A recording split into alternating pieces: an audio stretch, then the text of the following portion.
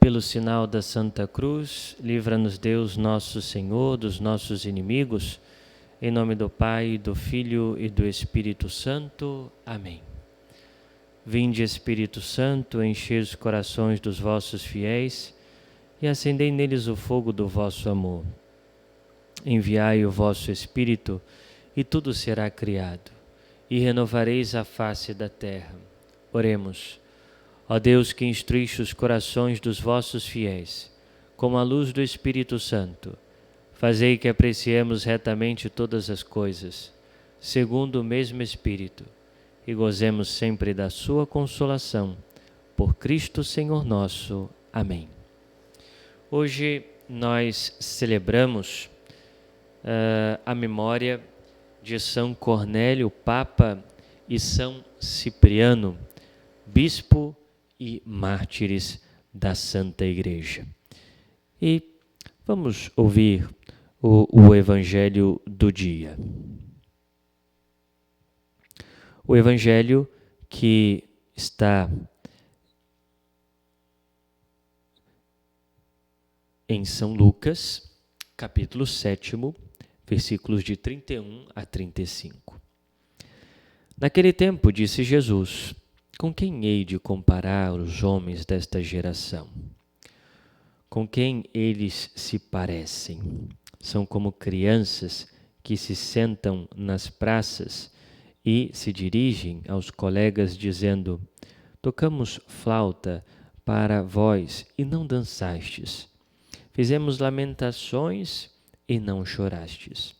Pois veio João Batista, que não comia pão nem bebia vinho, e vós dissestes: ele está com um demônio.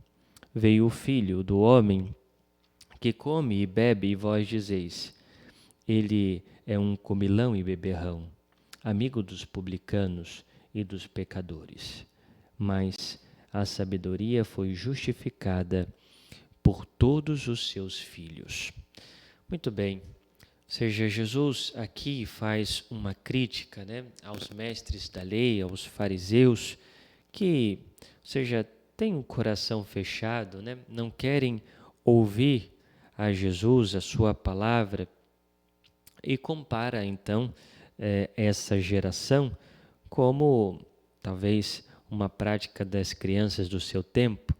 São como crianças que se sentam nas praças, se dirigem aos colegas dizendo: tocamos flauta para vós e não dançastes, fizemos lamentações e não chorastes.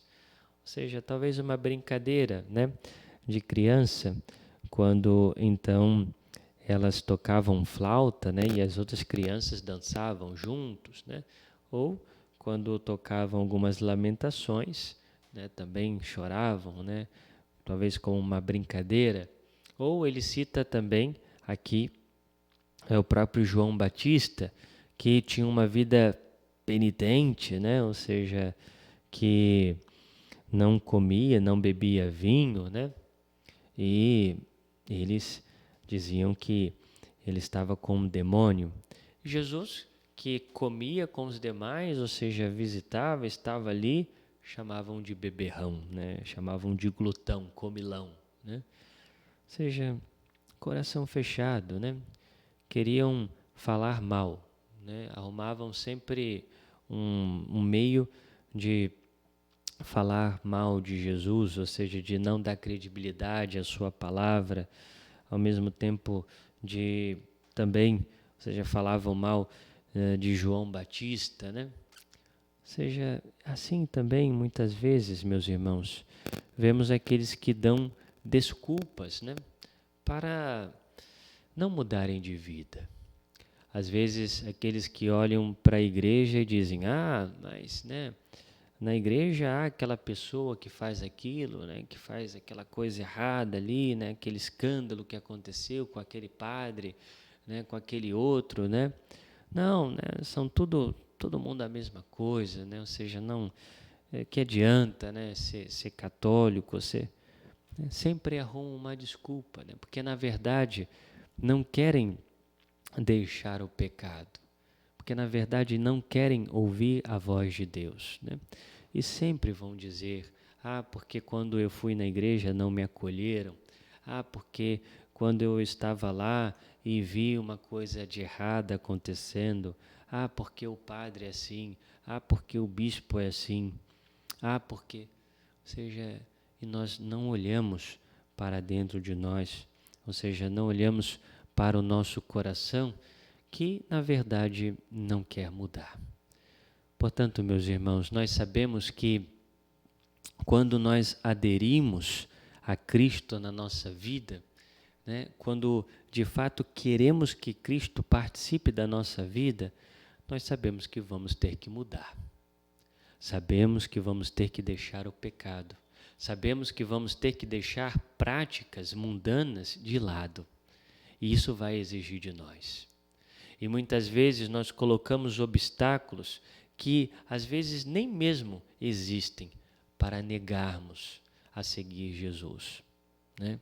Então talvez, né, você esteja um pouco afastado da igreja, ou talvez ainda não se decidiu totalmente por Cristo e às vezes fica arrumando essas desculpas, né?